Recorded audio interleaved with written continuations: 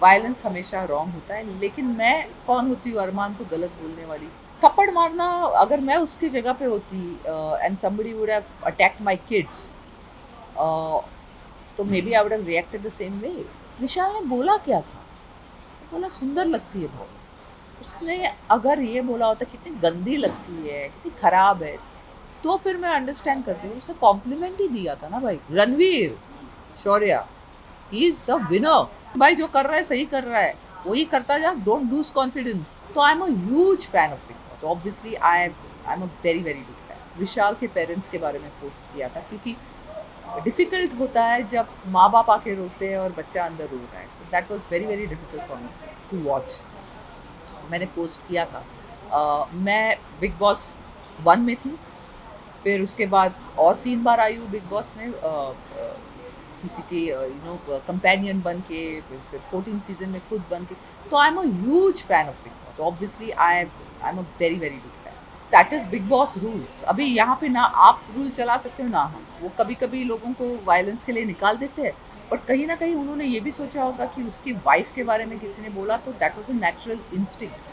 Violence हमेशा wrong होता है, लेकिन मैं कौन होती हूँ अरमान को गलत बोलने वाली। क्योंकि आ, अगर मैं उसकी जगह पे होती है and somebody would have attacked my family और said something derogatory, तो मैं कैसे रिएक्ट करती। बट यहाँ मुद्दा ये है कि अरमान ने कुछ सुना नहीं था। उसने कटारिया का सुन के उसने किया। अब क्या है, अब क्योंकि विशाल के पेरेंट्स आए और उन्होंने बोला ऐसी बात तो हुई नहीं थी, तब अब वो अरमान को, उनको ब्लेम कर रहा है, खटारियों को ब्लेम कर रहा है। तो one should stand up for the action, not blame somebody else. उसको हो सकता है गलत इन्फॉर्मेशन दी होगी। अब ऑब्वियसली वो अपनी वाइफ की सुनेगा, क्योंकि वाइफ इज हिज फैमिली। अब सो आई डोंट नो। थप्पड़ मारना, अगर मैं उसकी जगह पे होती and somebody would have attacked my kids, तो maybe I would have reacted the same way. लेकिन विशाल ने बोला क्या था? बोला सुंदर लगती है बहुत।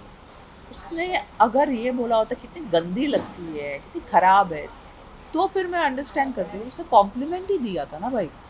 और उसके पहले उसने शायद कृतिका को भी ये कॉम्प्लीमेंट दिया था, तब कृतिका ने बुरा नहीं माना। उसने बुरा इसलिए माना क्योंकि उसको लगा कि इसकी सोच गलत है। अब सोच पे किसका अधिकार है? कौन देख सकता है? क्योंकि उसने बोला आई एम गिल्टी। अब वो बेचारे को बच्चा है, उसको मालूम ही नहीं कि वो ये बोल सकता है नहीं बोल सकता। वो तो बोल भी गया, उसने कुछ चीज़ें बोल भी दी। कुछ लोग सिर्फ सोचते हैं, बोलते नहीं है। तो आई डोंट थिंक, मुझे लगता है उसको माफ़ करना चाहिए। And Arman should think that he paid a compliment, it's fine, it's a compliment. Ranveer Shaurya, he is a winner. मैं उसको बोलूंगी भाई जो कर रहा है सही कर रहा है, वही करता जा, डोंट लूज कॉन्फिडेंस। और हर एक का काम ऊपर नीचे होता है, इतना मत सोचो।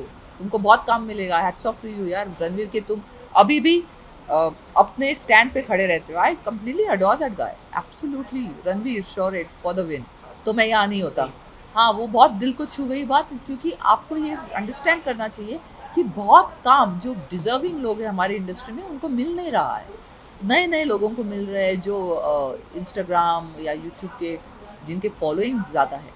लेकिन उन लोगों को, सभी ऐसे नहीं है, लेकिन कुछ आध लोगों को एक लाइन बोलने नहीं आती। Ranveer Shaurya is a very good actor and he is not a has been, he still young, he still should get good work. तो वो बहुत बुरा लगा। लेकिन ये हमारी स्थिति है आज की इंडस्ट्री की, कि जहाँ पे आपने 40 क्रॉस कर दिया, आपको काम नहीं मिलता, तो आप जितना भी डाइट करो, जितना भी अच्छे दिखो, आपको आप मीन्स लोग, लाइक लिटरली, मुझे 12-13 साल के बच्चे पूछते हैं कि आपने क्या किया। मैंने 50 फिल्में की है, बट मैं उनको क्या जवाब दूँ इंस्टाग्राम पे या फेसबुक पे? It's not worth my time. But you must understand कि कुछ लोग एक्टर्स होते हैं। Ranveer Shaurya is a very good actor, उसको चांस मिलना चाहिए। एंड उसको चांस क्या, इट विल बी योर, आपकी आपकी खुशनसीबी होगी, आप उसको कास्ट करो। Is a fabulous actor. देखो, वो अंदर लोगों की वजह से इविक्ट हुई। अगर उनका इस हफ्ते इविक्शन होता, जहाँ विशाल के पेरेंट्स आए और अंदर के लोगों को बोला होता, तो मुनीषा इविक्ट नहीं होती। वो लास्ट वीक इविक्ट इसलिए हो गई क्योंकि एवरीबडी वॉज अगेंस्ट विशाल, और मुनीषा इज विशाल्स फ्रेंड। अंदर जाके वो दोस्त बन गए, एक ही ग्रुप में थे, तो that is why she got evicted, and that was very sad.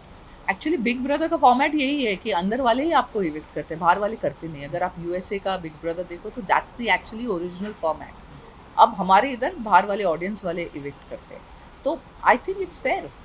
I mean that is why ये मेंटल गेम है ना, आपको इतना अच्छा रखना पड़ता है सबके साथ, एक ग्रुप में बैठ के नहीं रहना चाहिए, इतना आपको शातिर गेम खेलना चाहिए। और मुनीशा शातिर नहीं, she is not a cunning person, she is a very lovable, very nice person, not cunning at all. वो दोनों गेम खेल रहे हैं, प्रॉपर गेम खेल रहे हैं। Munisha was not playing a game, Munisha liked them, इसलिए Munisha was hanging out with them, because Munisha fake नहीं है। मुनीशा को लगा वो रियल है, और मुनीशा के साथ वो काफ़ी हद तक रियल थे दोनों, तो that's why people she was hanging out with them. बाकी के लोग थोड़े फेक है, तो that's why she was not hanging out with them. और मुनीशा कंप्लीट ऑरा पे बिलीव करती है, तो Munisha went with the aura.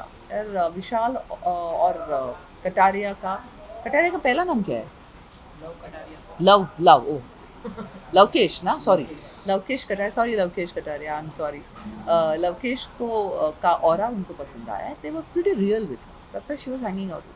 Radio city, radio city, radio city, radio city, रग रग में दौड़े सिटी।